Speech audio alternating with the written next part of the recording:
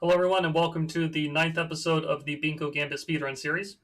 In this particular episode, we're playing against players in the rating range of 1600 to 1700, and we've got three different games that we're going to be taking a look at in this episode. The first game is going to focus on a Benko Gambit fully accepted variation where our opponent plays some inaccuracies in the opening, and we talk about how to punish those moves. And then the second and third games are going to focus on us playing against the London system.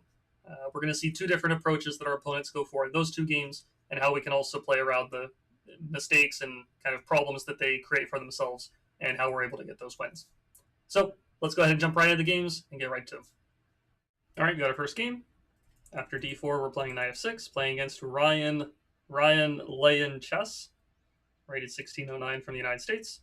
c4, we go for c5. We'll see if our opponent goes for d5 and allows us to play into a Benko Gambit or not. Okay, they go d5. We are playing the Benko Gambit, full-blown version of it here. And let's see what kind of response our opponent goes for. Do they accept the Gambit? Do they play knight f3, queen c2? They decide to take. Okay, we're going for pawn to a6. They take again, and we go for e6. This, I think we might have had one full-blown proper Benko Gambit so far, but I'm not even sure if it got all the way to this point where both the pawns were taken on b5 and a6. I would have to double check and go back in the game archives a bit, but I don't think it had actually reached this position. Let's put it that way. Okay, so white plays bishop to g5.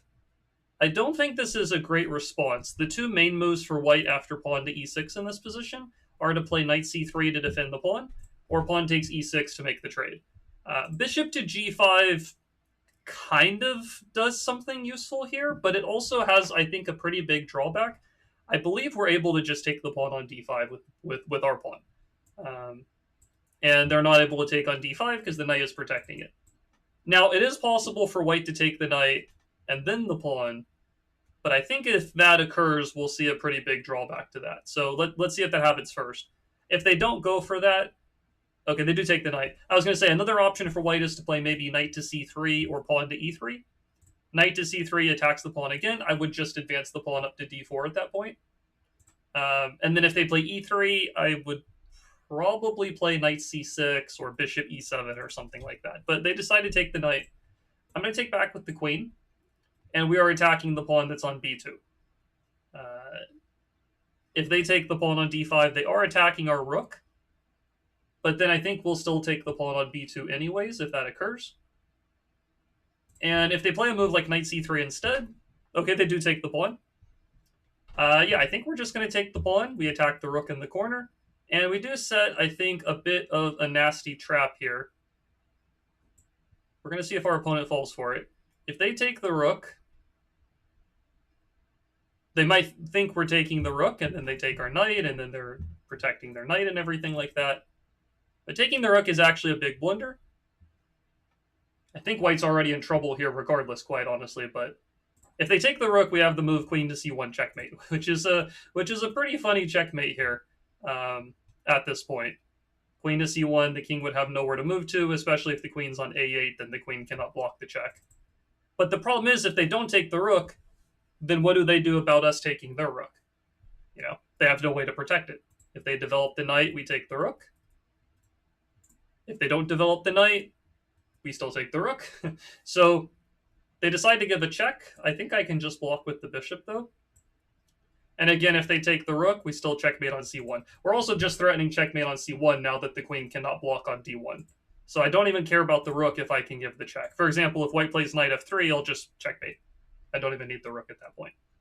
So the problem is there's just no way to protect both of these at the same time, and white is already completely lost, only like 8 moves into the game.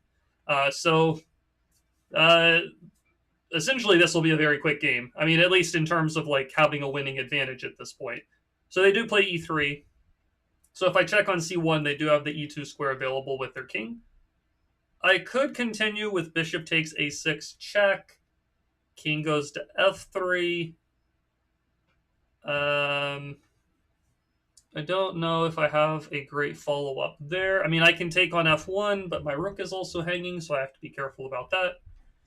I think I'm just going to take the rook at this point, quite honestly. And if they take my rook, then I'll take their knight with check. I could also play knight c6, and then the rook is still trapped. That might even be better, because there's really no need to allow their queen all the way into my territory at this point. So maybe I'll just play knight c6.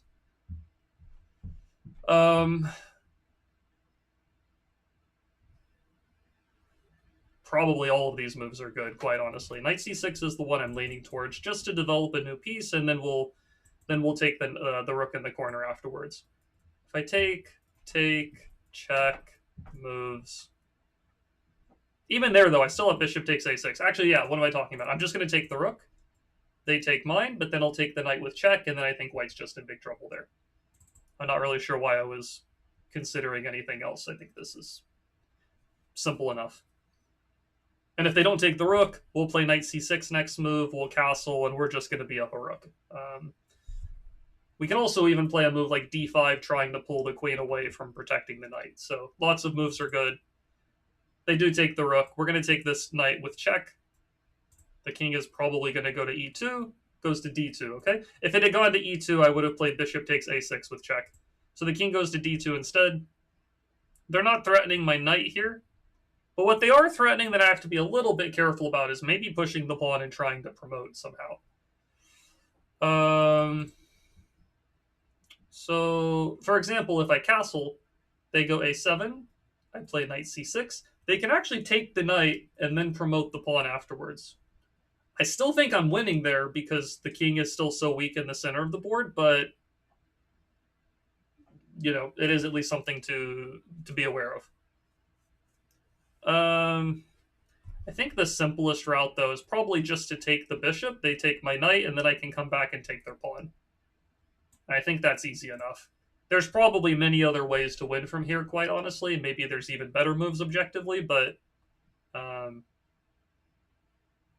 they do have a7 here, actually, which is actually surprisingly a little more trickier than I thought. Okay, I think we had a defense for that, but here I think I'm just going to take the pawn on a6. It does unpin these pieces. I could have thought about taking on g2, but I really just wanted to eliminate the pawn.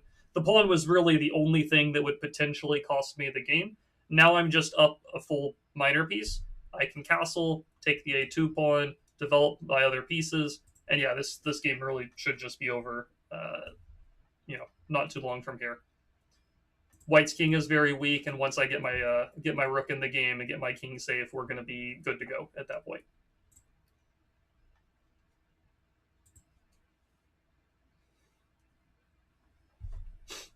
So how will white play? I was going to say, I assume they play knight f3. I think we can take this with check and then castle. So might as well grab a pawn with check. If the king goes to the back rank, maybe then I can check and take the rook. If the king moves up the board, like if it goes to c3, I'll probably check with the bishop. If it goes to d3, here I would like to play bishop a6 check, but my bishop is pinned. So I think to solve that problem, I'll probably just castle. Again, many other moves I'm sure are winning, but castling gets the king safe, takes away any slight counterplay that white might have. And yeah, bishop a6 check, and then rook takes queen is a big threat. So I'm going to give the check, take the queen. Again, there might be other quicker ways to win once the king moves, but he decides to resign. The game is over here. So yeah, this was I'll probably make a little note in the post editing process, but I think that this might have been our first, not our first Benko Gambit, but our first full blown, like let's say fully accepted Benko Gambit. I believe. I think we've had the Benko Gambit once already with the d5 c4 or this d4 c4 d5 allowing us to play b5, but I don't think we've had anybody take both the b pawn and the a pawn. And reach this fully accepted version of the Benko Gambit. Now, like I said during the game, the most, let's say, popular and best moves for white are to play knight c3 to guard the pawn and taking on e6. I would say that knight c3, let's say at the higher levels, like a lot of the games I've played online, blitz games, for instance, most players in like the Master Plus level play the move knight c3. I do think in the, let's say, intermediate advanced level where people are getting Benko Gambits and are able to pull off this e6 move, I think that capturing on e6 is more common at kind of that intermediate advanced, like sub-master level. But it is also like objectively fine for white to take on e6. Taking on e6 isn't like a bad move for white or anything. What is not the best move, though, is this bishop g5 move, because here we do get to take the pawn. And essentially here, I mean, okay, queen takes d5 was white's big mistake. They probably should play knight to c3. I would have attacked the knight. The knight moves. We attack the knight again. Here I think black is doing very well, given the circumstance. If they go knight d5, I probably go queen to d6, and I think black is doing fine here too. But yeah, queen takes was a big mistake, because once we take this pawn, I think white had intended to take the rook, and if I take his rook, then he takes my knight. Here I am in trouble, because I'm down a piece. But I don't actually need to take the rook in the corner. If he took my rook, I can actually just checkmate on c1, which is kind of a surprising checkmate. So he didn't walk into it. He gave the check in the center. But essentially here, white's busted. There's nothing they can do to stop the checkmate threat and the threat on the rook. They stop the checkmate, but we still take the rook. We take the knight. We're up a piece in this position, and we just grab more stuff. Once we're castled, all of white's counterplay goes out the window. Our own king was a little bit unsafe, but once we're castled, it's perfectly safe. And now white is completely done for, because they're down a pawn, down a piece, unsafe king. He ends up getting checked. He resigns because once the king moves away somewhere, if the king goes to c3, I can give more checks if I want, or I can just take the queen. And yeah, this is game over. We have a bunch of different checkmates that we're threatening. So yeah, we get the win on this one. So let's go ahead and get into our next game. All right, we got our next game. We're playing against Santi 1320, rated 1684 from Mexico here. And so after d4, knight f6, our opponent plays bishop f4. They're going for kind of this London system approach. We are responding with our c5 move. We've had this London system plenty of times in the speedrun series so far. So we strike at the center, see what our opponent does. They decide to capture the pawn. We respond with the move pawn to e6, intending to recapture on c5 as soon as we can. And we've seen this exact same position in earlier episodes as well. White has a couple of different options available here. Bishop to d6, I don't think we've seen it in the speedrun series so far, but it is a move that I have mentioned in previous episodes. And against the move bishop to d6, I do recommend going ahead and just making the capture on d6. White does recapture with the pawn, and it seems like white's in pretty good shape here because they are ahead of pawn for the moment. The pawn on d6 is not doubled anymore. It's pretty well supported by the queen. The problem for white, though, in this position is that it's going to be pretty difficult for white to defend this d6 pawn in the long term. And we can already do things like knight to e4 and queen to b6. Knight to e4 attacks the f2 pawn and the d6 pawn at the same time. Queen to b6 hits the f2 pawn and the b2 pawn and the pawn on d6. So these are examples of moves that we can play in the near future, and it's going to be really, really hard for white to keep all of the pawns defended simultaneously. Now, I don't think we want to go knight to e4 first, because then white could play the move queen to d4, attacking the knight that's in the center, protecting b2, keeping d6 defended, and keeping the queen off b6. So I think we want to start with queen to b6 first to begin with here. Threatening to take on b2, but also threatening to play knight e4 when the f2 and d6 pawns will be attacked at the same time. And again, really not a good way to protect all of these. Knight c3, for example, stops the knight from going to e4, but it allows us to go ahead and take the pawn on b2. So white is inevitably going to lose one of these pawns. Probably the one that they should go ahead and give up, I would say, is the d6 pawn. If they lose the d6 pawn, the rest of their pawns are all pretty solid. If they lose the b2 pawn or the f2 pawn, then white's position starts collapsing a lot quicker, I would say, in a situation like that. Because as soon as b2 disappears, then the a pawn is weak, the rook is hit in the corner. If the f2 pawn disappears, then the king is super exposed. So it's already a bit awkward for white to defend against the threats. And yeah, maybe given the circumstance, maybe queen to c1, let me take d6 and then continue developing your pieces might be the safest way of playing here. So we'll see what white decides to go for. They're thinking for a while on this move. They go for b3, so they are keeping the b pawn safe. And in response to that, my plan was to play knight to e4. This attacks f2 and d6 simultaneously. The slightly tricky part, I think, about this particular version of things for white is even if they do play e3, which is what they go for, I actually don't have to take the pawn on d6 here in this position. I believe I can play queen to b4 check or queen to a5 check. I think that these might be available as well. I would have to be a little careful about, let's say we check, they block with the pawn, I take it. They could play queen to d2 to pin my knight. But even there, I think I can just retreat the knight back to d5, keep the queen on b4 protected. But it is going to be annoying if white gets to leave the pawn on d6 forever, because the pawn on d6 does block my d-pawn, my own d-pawn, and that means my bishop, and my knight have a little bit of trouble. And also, if this knight gets kind of marooned on the c3 square, I think, if it gets marooned on the b4 square, it's going to be hard for that knight to attack the d6 pawn. So it very well may just be best for me to go ahead and take the pawn on d6 here. Because, yeah, I think if I check and they push and I take, and after queen d2, maybe in that situation, let's see. It might still be fine for me, though, more I'm thinking about it, because even when my knight does end up on the b4 square after all the captures, I am threatening knight to c2 check, which is a little bit annoying to deal with. But I think for the sake of simplicity, I'll probably just capture the pawn on d6. Now, do I want to take with the knight or with the queen?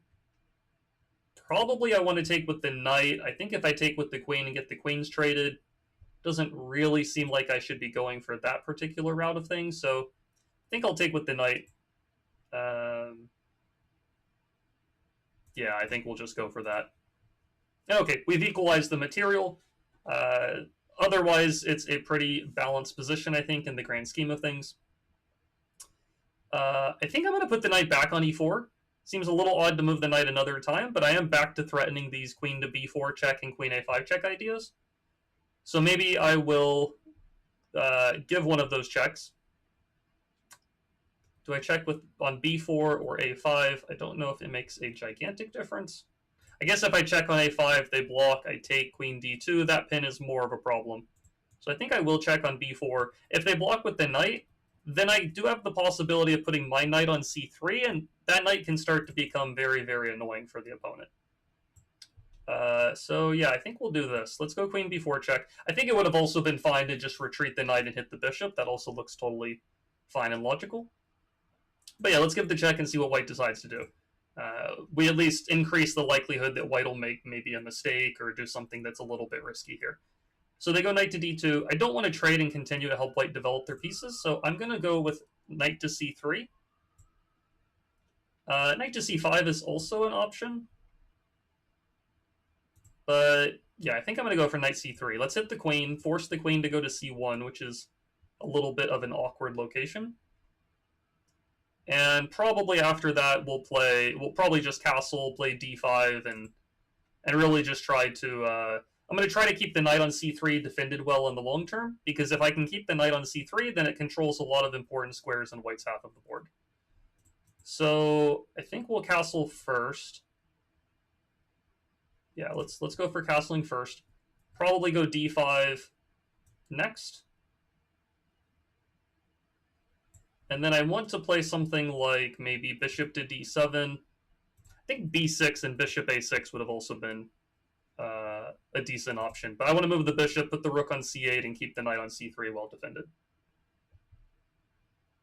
Yeah, maybe in hindsight, the more I'm looking at it, maybe b6 and bishop a6 to get rid of this bishop would have been good. Because if the bishop disappears, then knight to e2 is a very big fork.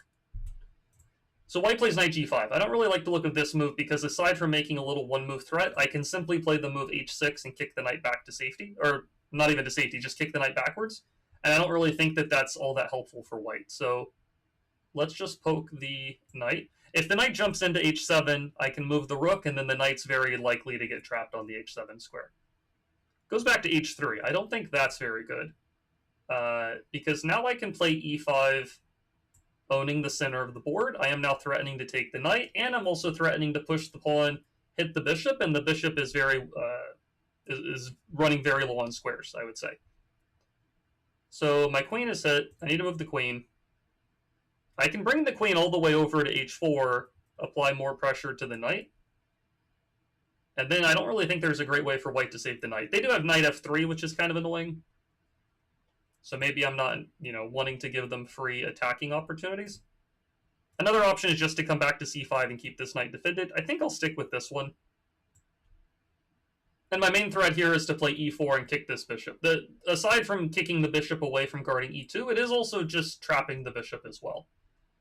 So let's continue moving the queen back. I want to continue keeping the knight safe because white can always play queen to b2 to attack it. So I'm going to move back further. Still threatening to trap the bishop, but also still threatening to take the knight. And I don't think white has a great way to avoid losing a piece here. So they go queen to b2 to target the knight.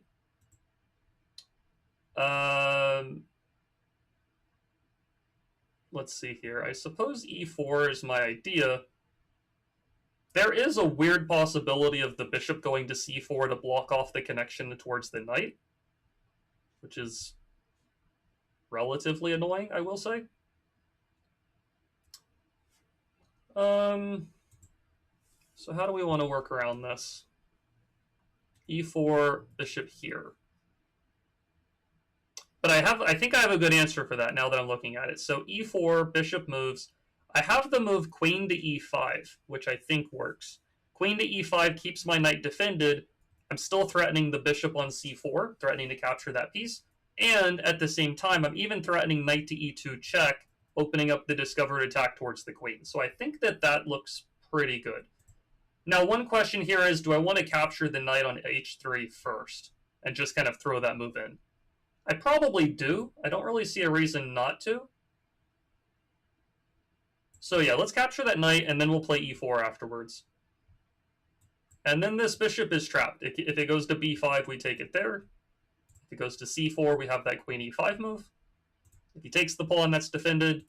e2 is defended. I think white is simply losing the bishop. There's really nowhere for it to go at this point. I think white's most tenacious attempt is bishop c4, hoping that I take the bishop so they can take the knight. But I had the idea of queen e5. That was going to be my response there. And I think it is useful that we captured the knight on h3, because even if we end up with the queen on e5, maybe there's some scenarios where giving a check on g5 could be useful. So I think capturing the knight on h3 was generally helpful for us. It does say that the opponent's disconnected, so we'll see if he sticks around or comes back. Maybe not even sticks around. We'll see if he comes back. Not really sure. But yeah, I think he's just losing a piece. So at least he's one of the opponents that, if he is going to not play the rest of the game, at least he disconnects. We've had some people in the previous episodes where they just I don't know, leave the computer running and just walk away from it and just let the rest of their time run out. But okay, this particular guy decided to abandon the game. All right, so we got the win on this one. Let's go ahead and go back through the game. So we will go back to the beginning and walk our way through it. So we get this the c5 move against our opponent's London system. They end up capturing the pawn on c5. We go for e6. And they do go for this bishop to d6 move. I have mentioned this move in some of the previous episodes of the Speedrun series when we've reached this position. As I said during the game, I think it's the first time somebody's actually played the bishop d6 move, but that being said, it's a move that is, I would say, kind of it's an ambitious move, if I can speak correctly. White's trying to hold on to their extra pawn by also trying to trade the bishops. The problem that occurs here, though, I think as we saw during the game, is that we are inevitably going to win the pawn back, and then I think we're doing totally fine in this kind of position. Maybe taking with the queen was also an option that was perfectly good to go for, but we decided to take with the knight to keep the queens on the board. Now, here I gave this check on b4, and in hindsight, maybe this move actually ends up being a pretty big mistake. I think if white goes for c3, we take, they pin the knight. I think if they pin the knight, we move our knight backwards, so I'm not entirely sure what white would do here. Maybe they take with on c3. Maybe a3. Yeah, maybe a3 is actually quite dangerous for us, because even if we do take the knight and then they get our queen, our knight is actually pretty well trapped on their side of the board. And something like this would actually be quite bad. Rook to a2 would trap the knight. We would actually lose a piece. So, okay, so this is something maybe that doesn't actually work out here. The computer's pointing out that white is actually a lot better after playing c3. So I think we get kind of fortunate here. I'm not gonna lie, this could have gone very wrong for us if white had played c3. I think during the game I completely missed this a3 idea, which this is a pretty good example, I think, of something I've talked about in previous episodes of the speedruns, where rather than reacting to a threat with a defensive move, it's usually good to try to see if you can meet your opponent's threat with an offensive move if possible. And this is an example of what white's doing here. They meet the check with a counterattack, and then they meet the capture with another counterattack. And then, you know, if we try to play queen to c5 or queen to a5 to guard the knight, queen to a5, here white goes queen to d2, and now we can't protect the queen or save the knight, and we lose the piece. Queen to c5, I think white goes queen to c2, makes a different pin, and I think once again we're losing a piece. If we bring the knight backwards, white will just capture the knight on either square. Okay, so I think we get kind of fortunate in this one here, quite honestly. He could have played c3, and this would have actually been quite bad for us. Probably in hindsight, I should just retreat the knight back to safety, maybe go to c5, you know, develop, take the bishop, and I think black is doing totally fine in a position like this. But okay, we get a bit fortunate. They don't play c3. We're able to install the knight on the c3 square, and I think as things went on, knight g5 didn't really feel that great, knight h3 wasn't so good, and we were able to eventually use our kind of large space advantage in the center, and the fact that because of this space advantage, it actually ends up that the bishop on d3 doesn't have anywhere it can move to, and we can play that e4 move to trap it. We win the piece, and then we win the game. So we ended up executing a nice kind of attacking type of tactic, you could say, to trap the bishop here. And we got a bit fortunate that our opponent did not execute their own tactic earlier in the game. So sometimes that's how it is. But anyways, we got the win in this one. Let's go ahead and move on to the next game. All right, we got our next game here, playing against Doug C, rated 1638 from the United States. So we're having another London system. Yeah, as I might have said in other videos, unfortunately, I cannot completely control what my opponent does after d4. We are going to see plenty of London systems. I do anticipate that as we continue going further and further up the rating ladder, as we start getting into the 1700s, 1800s, you know, 1900s, 2000s, etc., that we will be seeing more kind of full-blown mainline Benko Gambit type positions. But the nice thing is, as I've said before as well, that if your opponent is not playing into a mainline Benko Gambit, that is definitely white's most critical or objectively best way to try to kind of beat out our opening, you could call it.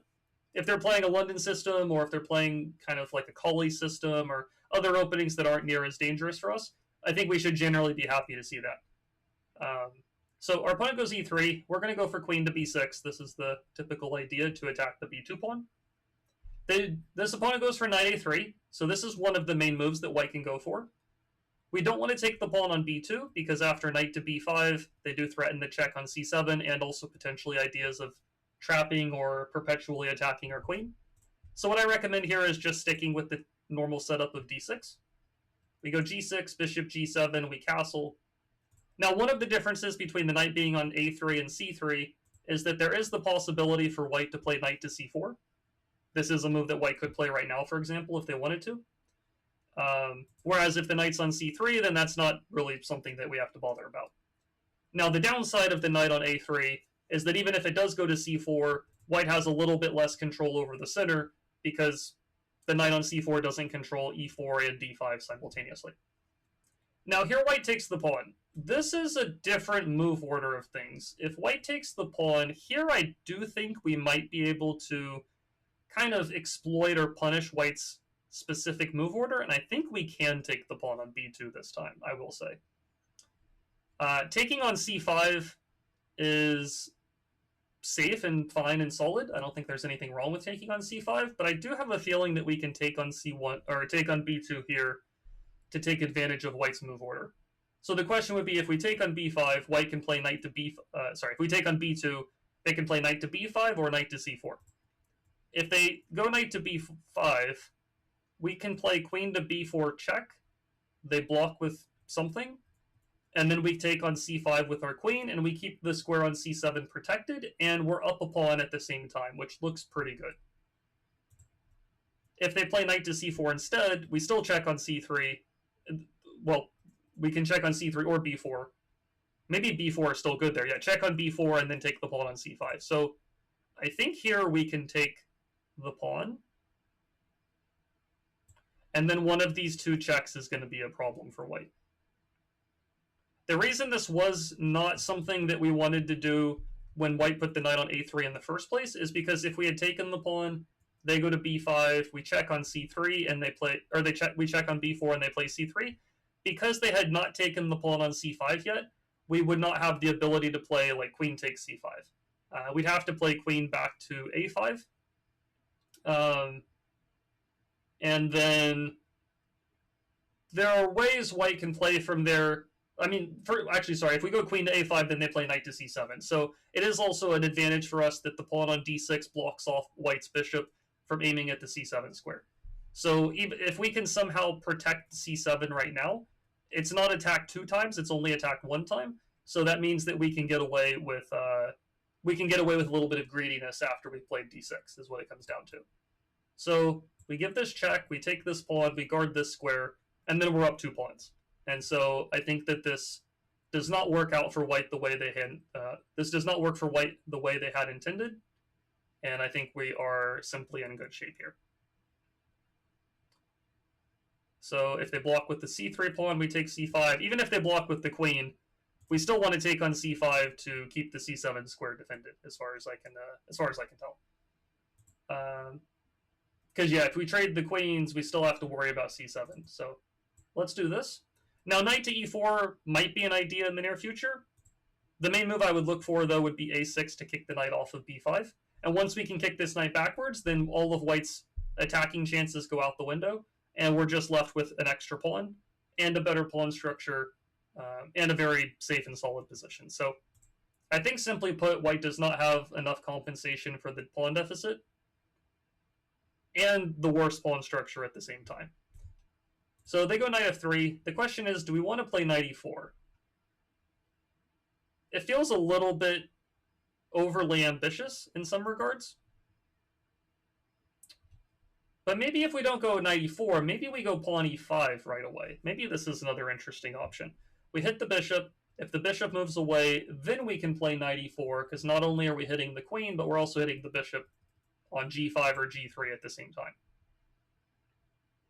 So maybe I'll do that move order. Yeah, I think I'm going to go for this. e5 to gain space and hit the bishop. Bishop moves somewhere. And then wherever the bishop moves, either we'll play a6 first or knight e4 followed by a6 and something like that. We also don't need to be worried about the d6 pawn because this is protected by the bishop on f8. So that's not a concern for us at all here either.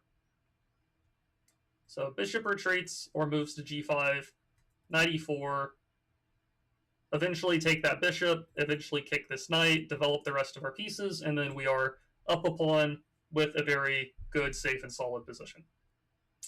So the question is, do I want to hit the queen first, or do I want to kick the knight first? I guess if I kick the knight, it goes back to c3, and then I can't play knight e4 anymore. But one argument here could be, what's the rush in eliminating the g3 bishop? Because the bishop on g3 is really not that good of a piece. So why do I need to feel why do I feel the need to rush and take that piece? We are up a pawn, so that makes any trade a little bit more useful for us in the grand scheme of things. But I think I'm leaning towards just kicking the knight away first, quite honestly.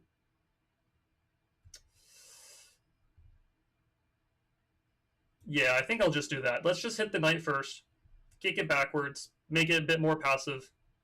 And then here I want to develop the rest of my pieces. I think I'll start with bishop to e6. Yeah, I think we'll start with this one. And then put the knight on d7, and maybe we can get the rook on c8 to line up towards the queen and the knight. That's maybe a possibility. I think we've got the center under pretty good control here, so I'm not like in dire need of needing to castle the king. So I think we can take a little bit of time out to focus on attacking down the c-file. Rook to c8. If the queen moves, or sorry, if the knight moves, we can take the pawn on c2 maybe. We can also play knight e4 if the knight moves away. So I think, that's kind of the direction I'm looking at here. They go knight g5. Reasonable to go after this bishop. I think I can still continue with rook to c8, though. Knight to e4 is maybe a possibility.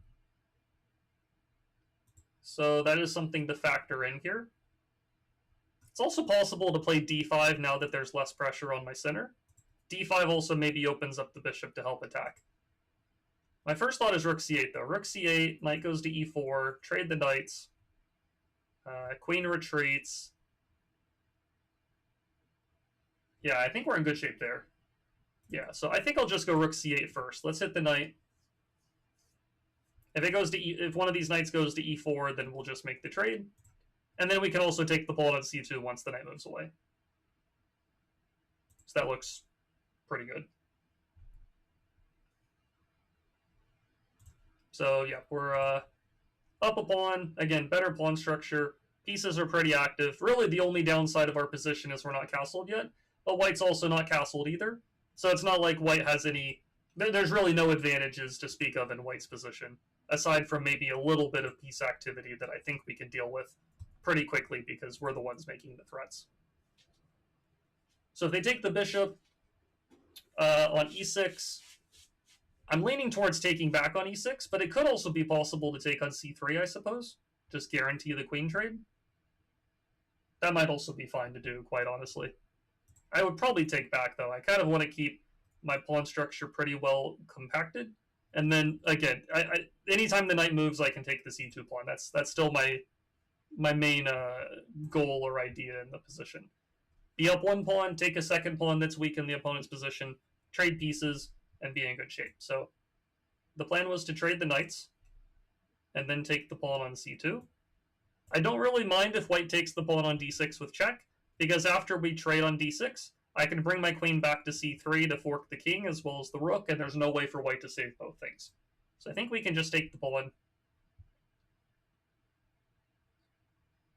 And yeah, if the queens come off the board, that's fantastic, since we're up 2 pawns. And if they try to take on d6, I think this backfires because we have this queen c3 fork. So they go rook to d1. But here I could just go ahead and trade the queens. The rook is probably going to take back, is my assumption.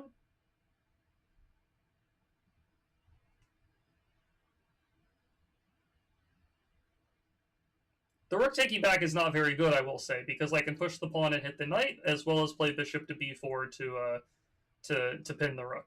So it actually is probably best for white to take with the knight. But even if they do that, I mean, worst case scenario, I pick up a third pawn. They take with the king. That also looks very risky, though, because now I still play d5 and then bishop to b4 check. And the king is very, very limited on squares. Yeah, this bishop to b4 check is a huge problem. If they go knight to g5, for example, bishop to b4 check, king moves up, and then very close to checkmate. I think we can go rook c3 check, rook c4. Yeah, I think we have checkmated pretty quickly here. King has to go to d3. I'm sure there's multiple ways to mate here. Knight c5 is not mate, I will point out, because the king can go to c2, but I think we can do it this way. We check with the rook first. King goes back to d2. We check on this square specifically, so that when the king comes here, then knight c5 is checkmate. The big difference here is the rook is not being blocked out by the knight. This time the rook is keeping c2 protected. So we kind of just made sure that the rook was in front of the knight rather than the rook being behind the knight. And this gets us the checkmate. There was probably other ways to win the game there too, but that's the one I decided to go for. So yeah, let's analyze the game. We have a London system. Our opponent goes for the knight a3 move. As I said during the game, if we take the pawn right away, white goes knight to b5. And this essentially gives white the opportunity, if they want to draw the game. We don't have the chance to play queen to b4 check, because after c3, we're kind of too late to the party. White is going to beat us to the punch. Mainly it's because we don't have the pawn on d6, and white can play the check on c7, and then they can take our rook. So that's definitely bad for us. So checking on b4 doesn't work. The only way really to stop the threat is to play knight a6 or knight to d5. If you go knight a6, white can already do stuff, I think, like rook to b1, or even bishop. I'm trying to remember the specific moves. I know there's a problem with this. It might be pawn to... Is it pawn to c3? I don't think it's pawn to c3. I'm not remembering exactly what the best way for white to play here is. But suffice it to say that this is better for black. Or, sorry, this is better for white. Maybe it's pawn to a3. Yeah, I think it's pawn a3, actually. And now the threat is, like, rook b1, bishop c4. Like, the queen is pretty much stuck on the b2 square. And even though, yes, we are up a pawn, it feels like a really lousy version of things, because the queen getting trapped is very, very likely in this position. Bishop c4 and then rook b1 is one way of trapping the queen. So this is very bad for us. You could try, I guess, knight to d5 to hit the bishop and guard the fork. But this is where white has the opportunity to draw if they want to. They can go rook to b1, then rook to a1. You only have one safe square. And then if white wants to, they can just draw the game like this. And so that's definitely not what I recommend in these kind of positions. I recommend going for the d6 move first. This also applies if white goes knight c3. You still don't want to take the pawn on b2 for the exact same reason. You want to go d6 first and then see what happens. So we went d6 first. White took on c5, but here this is a bad move order of things, because now we do take on b2. Because we hit the knight, we check, take the pawn, and the big difference again is because white took the pawn on c5, we can check and then take the pawn to cover c7, and very importantly, because we played d6, the bishop is not helping out to support the fork on c7. So again, you want to play d6, and then you can consider taking the pawn on b2.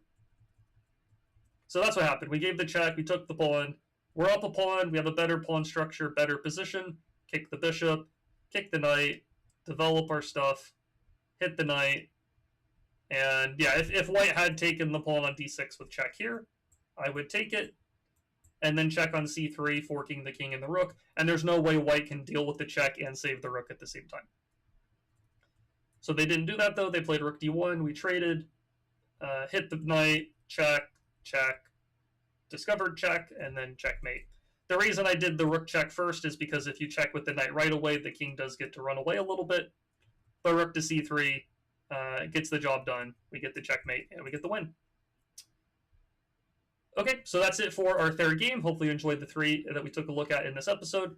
A couple of different London system positions, or openings, you could say. Different versions of it, though. In this one, white went for the knight a3 move. In the previous second game, white played pawn takes c5 and then bishop to d6. So different kind of flavors for different openings, for different variations. So that'll do it for this video, though. I will see you in the next one. Hopefully you enjoyed this one, and I'll see you in the next episode.